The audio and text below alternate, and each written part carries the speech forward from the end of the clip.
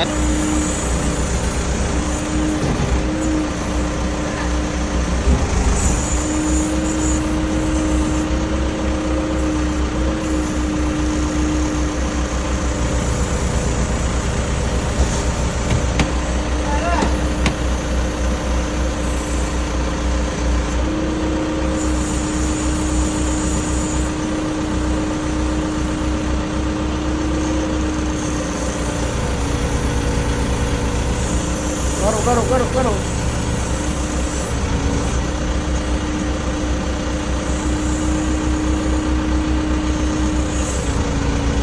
Assalamualaikum warahmatullahi wabarakatuh. Perkenalkan, nama saya Iqbal Alim dengan NIM 21073051. Baiklah, dari sini akan menjelaskan tentang kompaktor. Yang pertama itu, kompaktor adalah alat berat yang digunakan untuk memadatkan tanah atau material sedemikian rupa hingga mencapai tingkat kepadatan yang diinginkan. Fungsi kompaktor yang pertama itu drum. Drum berfungsi memadatkan tanah, aspal atau beton untuk menciptakan permukaan yang rata. Yang kedua itu kabin. Kabin berfungsi untuk ruangan tempat operator mengoperasikan serta mengendalikan kompaktor itu. Yang ketiga anti-tunnel frame. Tunnel frame ini berfungsi untuk perlindungan drum dari benturan yang muncul dari sisi depan atau samping ketika dalam proses pemadatan, dan juga untuk kerangka dari drum tersebut. Serta juga berfungsi untuk grab dalam membersihkan material yang menempel pada drum. Yang keempat itu hot berfungsi untuk penutup dan juga pelindung mesin dari benturan atau keadaan yang berbahaya. Yang kelima itu operator sistem. Operator sistem berfungsi mengontrol komponen kritis, meningkatkan keselamatan operator dan optimalkan kinerja. Ada perawatan kompaktor, ada 6. Yang pertama itu bersihkan mesin dari kotoran yang menempel dan permukaannya. Cek mesin sebelum dioperasikan. Pastikan untuk memeriksa semua komponen dan sistem, termasuk mesin sistem hidrolik dan sistem listrik. Pastikan semua berfungsi dengan baik. Yang ketiga itu ganti oli secara teratur untuk memastikan kinerja sistem hidrolik yang tetap optimal. Yang keempat, gunakan suku cadang resmi. Yang kelima, lakukan finishing secara teratur untuk membersihkan sistem dari kotoran dan partikel yang dapat merusak sistem. Yang keenam yaitu lakukan pemasan pada bagian-bagian penggerak kompaktor. Sekian dari saya. Assalamualaikum warahmatullahi wabarakatuh. Assalamualaikum warahmatullahi wabarakatuh. Perkenalkan, nama saya Iqbal Alim dengan NIM 21073051. Baiklah, saya di sini akan menjelaskan tentang wheel loader pada alat berat. Yang pertama itu fungsi wheel loader. Yang pertama menggusur tanah jarak dekat. Yang kedua meratakan, menggudukkan atau timbunan panah. Yang ketiga mengisi lubang atau galian tanah. Yang keempat pengambilan atau persiapan bahan material di dalam konstruksi bangunan. Yang kelima land cleaning atau proses pembersihan area. Yang keenam stripping atau pengelupasan bagian tanah. Yang ketujuh finishing atau proses meratakan maupun menghaluskan permukaan tanah dalam objek bidang rata. Baiklah, di sini ada komponen wheel loader. Yang pertama itu kabin, air cap,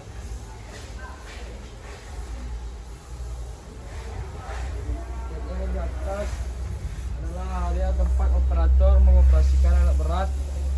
Bagian ini terdiri dari pintu, kendali mesin, dan kursi. Yang kedua, lift arm yang terletak pada bagian depan wheel loader yang berfungsi untuk menyangga atau menggerakkan bucket dengan sistem hidrolik.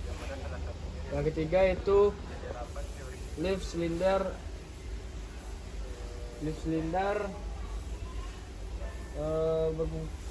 bagian yang menggerakkan lift arm. Yang keempat itu bucket berada pada ujung lift arm yang berfungsi sebagai wadah material yang diangkut atau untuk melakukan penggalian. Terdapat beragam jenis bucket yang dapat dipilih sesuai dengan kebutuhan. Ukurannya juga beragam, namun butuh diperhatikan untuk menggunakan bucket dengan kapasitas yang sesuai dengan wheel loader yang digunakan. Yang kelima, dam cylinder. Dam cylinder ini merupakan bagian menggerakkan bucket dengan bantuan lift tilt lever. Yang keenam, lift tilt lever berfungsi untuk meneruskan gerakan dam cylinder untuk menggerakkan bucket agar dapat menampung atau membuang material. Yang ketujuh, rear atau fork rear, yaitu bagian ban yang menopang bagian belakang wheel loader, sedangkan front end menopang bagian depan wheel loader. Yang ke-8, headlamp dan fishlamp. Sesuai namanya, headlamp adalah lampu untuk utama pada wheel loader untuk membantu operasi dalam kondisi gelap atau kurang penerang. Sedangkan lamp adalah lampu untuk memberikan sinyal saat akan berbelok seperti lampu sen pada kendaraan biasa. Kelebihan dan kekurangan wheel loader. Yang pertama itu kelebihannya, mobilitas wheel loader tinggi. Yang kedua, kemampuan manuver tergolong cukup baik di daerah pemuatan atau loading point. Yang ketiga, lebih jarang mengalami kerusakan dikarenakan terbuat dari bahan karet.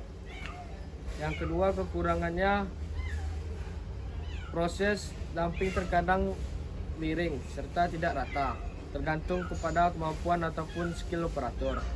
Yang kedua, menggunakan ban karet sehingga memerlukan adanya pergantian berkala ketika kondisinya sudah haus.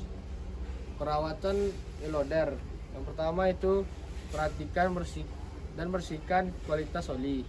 Yang kedua, periksa level oli di dalam wheel loader sebelum digunakan. Yang ketiga, ganti saringan udara berkala untuk memastikan udara yang masuk ke mesin. Yang keempat, pastikan full filter tertutup dengan kencang. Yang kelima, lakukan pelumasan bagian-bagian yang bergerak pada wheel loader seperti roda, bucket, sambungan-sambungan untuk kinerja optimal dan mencegah kehausan. Yang keenam, periksa komponen kritis pada wheel loader seperti hidrolik, sistem listrik, dan sistem pendingin secara teratur untuk memastikan kinerja optimal dan mencegah kerusakan. Sekian, terima kasih. Assalamualaikum warahmatullahi wabarakatuh. Perkenalkan, nama saya Iqbal Alim dengan NIM 21173051. Baiklah, di sini saya akan menjelaskan tentang asphalt buffer pada alat berat yang berfungsi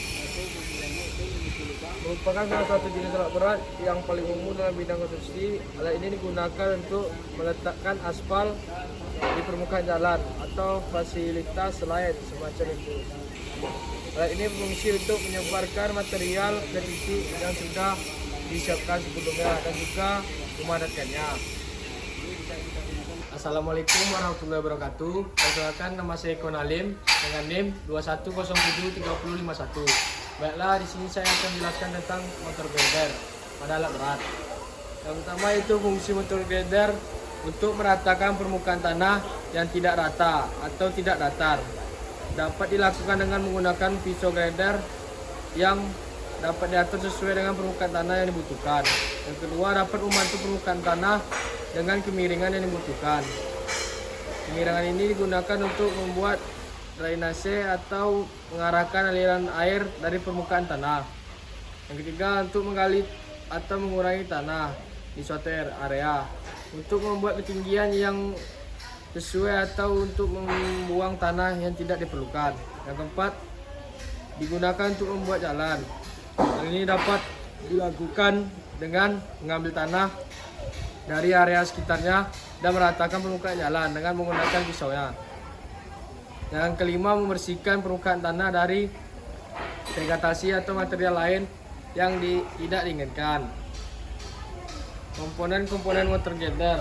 Yang pertama itu blade atau pisau, untuk berfungsi untuk memperbaiki dan menghaluskan permukaan tanah seperti jalan, lapang terbang dan lainnya. Pisau dapat diputar hingga 90 derajat dan diatur dalam berbagai sudut untuk mencapai hasil yang diinginkan. Yang kedua itu rangka atau sasis. Rangka atau sasis terbuat dari baja dan berfungsi sebagai untuk menopang komponen lainnya. Rangka harus dirancang dengan baik untuk menggunakan berat mesin dan menstabilkan gerakan pisau. Yang ketiga itu mesin. Mesin water gather dilengkapi dengan mesin diesel yang digunakan untuk menggerakkan roda, memutar pisau. Mesin ini memiliki tenaga yang cukup besar untuk menangani beban yang berat. Yang keempat, sistem penggerak. Sistem penggerak terdiri dari roda dan transmisi yang digunakan untuk menggerakkan water gather. Yang kelima, sistem hidrolik. Sistem hidrolik ini digunakan untuk mengontrol menggerakkan pisau dan sistem pengangkatan dan penurunan pisau.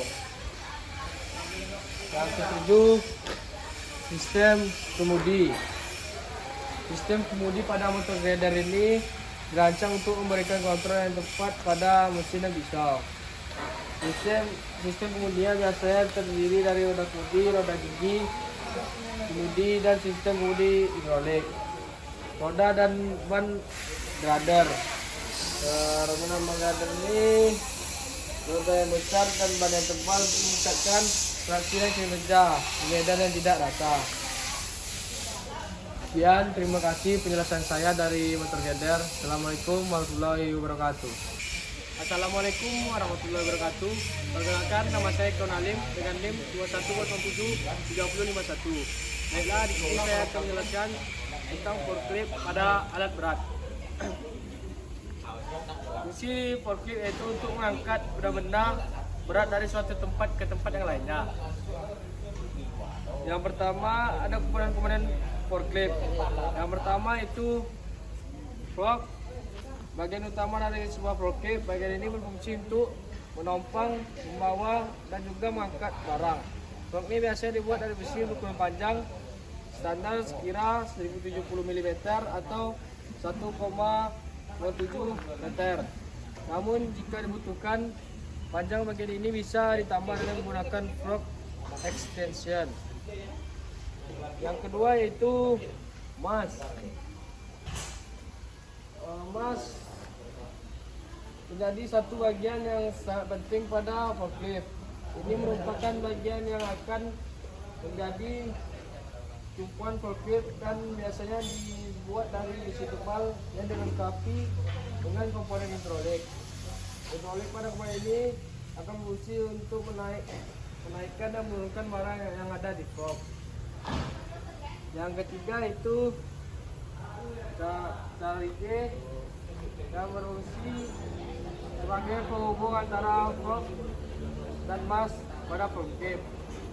Bagian ini memiliki fungsi lainnya sebagai sandaran yang akan mengamankan barang-barang yang ada di bagian atas mas. Yang keempat itu overhead guard.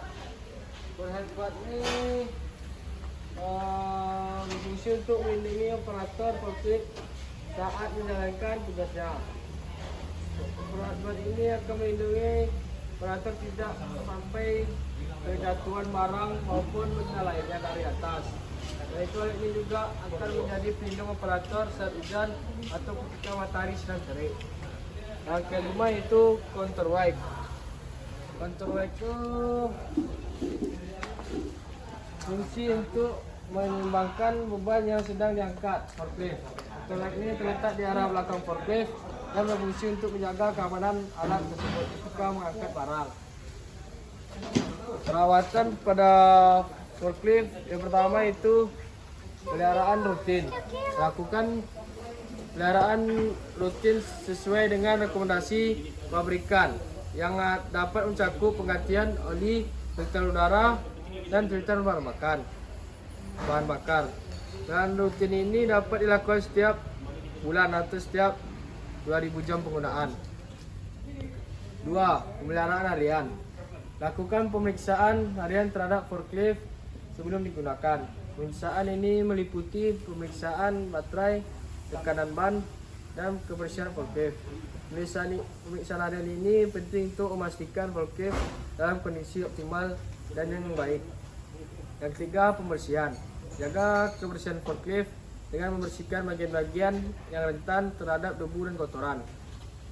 Pembersihan ini dapat dilakukan secara rutin setidaknya 1 minggu sekali untuk mencegah kerusakan akibat kotoran dan debu. Yang keempat, perawatan baterai. Pastikan baterai forklift tetap bersih dan terjaga kualitasnya.